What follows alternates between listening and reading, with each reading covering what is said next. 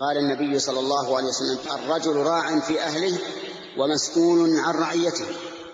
مسؤول عن أهله، عن زوجته، عن أبنائه، عن بناته، عن كل من هو قائم عليهم، أن يوجههم التوجيه السليم وأن يكون متفقدا لأحوالهم.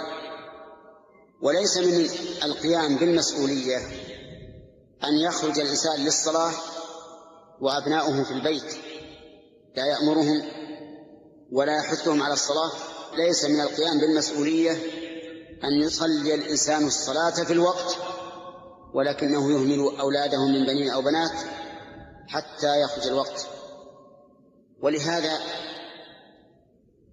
نرى أن الشريعة الإسلامية جاءت باستحباب أن تكون صلاة النافلة في البيت،